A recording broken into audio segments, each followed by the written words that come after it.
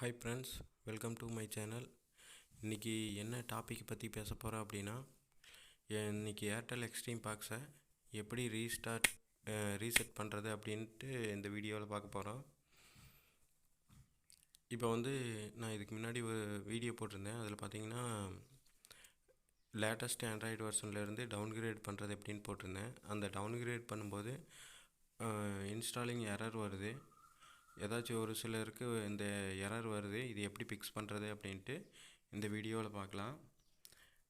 நீங்கள் எரர் வந்த உடனே ஹோம் பட்டனை அமுத்தி பிடிச்சி அதில் பூட் மெனு வரும், அதில் வச்சு ரீஸ்டார்ட் பண்ணிடலான்னு நினைக்கலாம். ஆனால் அந்த சென்டர் பட்டன் கூட இப்போ ஒர்க் ஆகாது. அதனால் அந்த மெத்தடும் நம்மளுக்கு யூஸ் இல்லாமல் தான் போகும். அதுக்கும் இல்லாமல் நம்ம பாக்ஸ் ஆனில் இருக்கும், டிவி ஆனில் வச்சுட்டு இப்போ இன்ஸ்டாலிங் காமிக்கிறப்பவே நம்ம பின்னாடி இருக்கிற அந்த ரீசெட் பட்டனை அமுத்தி பிடிச்சோம்னாலும் ரீசெட் ஆகாது. அது எப்போ போல் அப்படியே தான் இருக்கும், இன்ஸ்டாலிங்னே தான் இருக்கும், ஆனால் ரீசெட் ஆகாது. அதுக்கு ஒரே மெத்தட் என்னென்னு பார்த்தீங்கன்னா, நீங்கள் ஃபஸ்ட்டு அந்த தெரியாதவங்களுக்கு சொல்லிடுறேன். கீழே இருக்கிற ரீசெட் பட்டனை, அந்த சிவப்பு கலர் பட்டன் தான் ரீசெட்னு எழுதியிருப்பாங்க.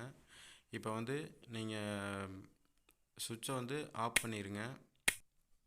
இப்போ டிவி ஆனில் இருக்கக்கூடாது, ஆஃபில் இருக்குன்னு. சிம் எஜெக்டர் ஒன்று எடுத்துக்கங்க.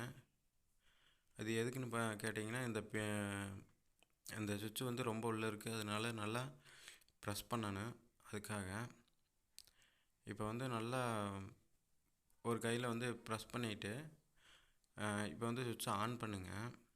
இப்போ சுவிட்சை ஆன் பண்ணும்போது ஒரு 2 or 3 செகண்ட் வெயிட் பண்ணுங்கள். வெயிட் பண்ணோன்னே ஆட்டோமேட்டிக்காக நம்ம ஸ்க்ரீனில் யுவர் டேட்டா இஸ் எரேசிங் அப்படின்ட்டு காமிக்கும்.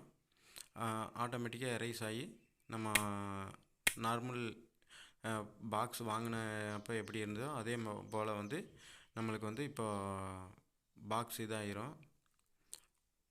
இப்போ இந்த ரீசெட் பட்டனை தான் நீங்கள் அமுத்தி இது பண்ணணும்.